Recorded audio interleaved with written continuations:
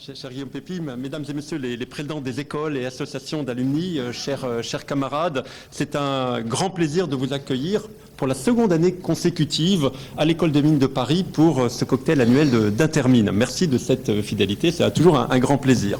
Alors, cette école, Monsieur le Président, est à Paris depuis plus de 200 ans, et comme les autres écoles des mines membres d'Intermine, avec un peu 100 et bientôt aussi 200 ans, nous partageons des valeurs anciennes d'excellence scientifique et de solidarité. Ce sont des valeurs que nous partageons et dont nous sommes fiers.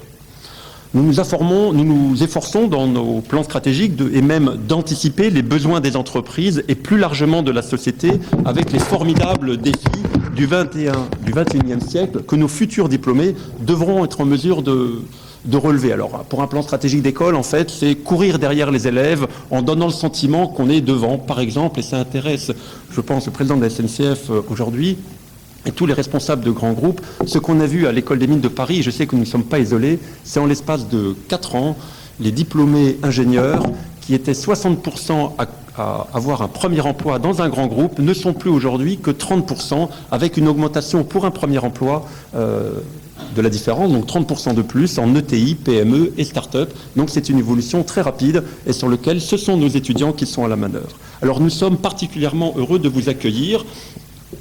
Et avec un point de liaison et peut-être un sujet que je voulais évoquer ou vous proposer ce soir, l'École des Mines de Paris, sur les 12 derniers mois, nous avons revu en profondeur notre cycle et notre cursus pour le diplôme d'ingénieur. Et la nouvelle maquette du cycle ingénieur civil va être en place et va démarrer dès le 1er septembre prochain. Et un samedi de janvier, nous avions plus de 150 étudiants qui étaient rassemblés, bloqués toute la journée du samedi pour travailler dans un hackathon qu'on appelait un hackamine pour revoir ce cycle ingénieur civil. Et pendant qu'on travaillait en interne, eh bien, dans la rue, il y avait un défilé de gilets jaunes. Tout ça pour nous rappeler que nous avons et nous partageons en tant que grande école cette nécessaire vigilance d'ouverture, et il nous faut sans doute aller au-delà, relever de nouveaux défis qui vont au-delà d'une implication assez forte dans ce qu'on appelle les cordées de la réussite, où pour Mines ParisTech, déjà plus de la moitié des élèves d'une promotion consacrent du temps dans un collège, dans des lycées, voire accompagnent des étudiants en classe prépa pour donner le goût des parcours scientifiques et aller effectivement s'investir dans ces cordées qui sont dans l'égalité des chances.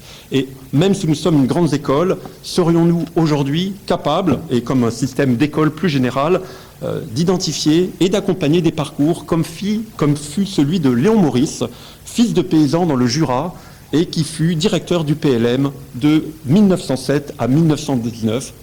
C'est un défi qui peut éventuellement nous faire réfléchir pour ces échanges de cet après-midi. Merci encore de votre présence et merci Intermine de nous rejoindre une année de plus. Merci.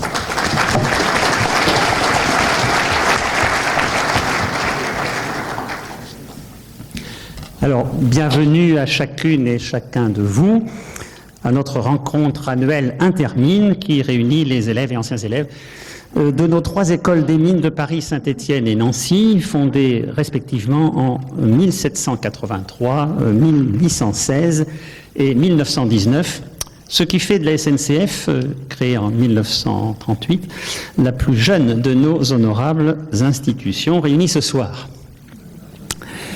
Merci d'être venus très nombreux. Vous avez bien fait. Il n'est pas banal, en effet, de voir un énarque rendre visite aux mineurs. L'ouverture est en marche. Un grand merci à vous, Guillaume Pépi, d'avoir bien voulu prendre de votre précieux temps pour échanger avec nous. Vous nous avez poussé à innover dans le format de notre rencontre. Donc, pas de discours, mais sur la base d'une dizaine de questions, 3 jeunes diplômés, Sarah Emiche pour Nancy, Laurane Parpalex pour Paris et Adrien Lepage pour Saint-Étienne, vont vous interviewer avant d'ouvrir les échanges avec les participants. Le traditionnel cocktail Intermine suivra vers 20h15. Alors, outre les élèves et anciens élèves présents, dont un certain nombre des 135 mineurs travaillant dans le groupe SNCF, quelques personnalités proches ont bien voulu honorer notre rencontre de leur présence. Louis Schweitzer devrait nous rejoindre. Il a présidé Mines Nancy et initié la belle alliance Artem. Jean-Pierre Floris, qui se cache quelque part, je ne sais plus où, oui, voilà, délégué interministériel aux restructurations d'entreprises et de surcroît mineur de Paris, de même que Claudie Mauvin, qui est à côté de Saint-Gobain, et beaucoup d'autres, que tous ceux et celles qui je ne cite pas me pardonnent. Merci bien entendu à Vincent Laflèche qui dirige cette belle maison au cœur de Paris et nous accueille à nouveau ce soir. Également aux équipes de nos 3 associations qui s'investissent sans compter, ainsi qu'à Anne Boutry, notre déléguée générale, et à l'équipe d'Intermine, dont l'offre de services inégalée et enviée est désormais partagée par Télécom Paris. Paul Dufil, président de Mines ParisTech Alumni, Serge Vigier, qui n'a pu être présent ce soir, président de Mines Saint-Étienne Alumni et représenté par Patrick Bouzenot, se joignent à moi pour vous remercier bien vivement à nouveau, Guillaume Pépi, d'avoir accepté notre invitation. Le rail est à vous. Merci pour votre attention.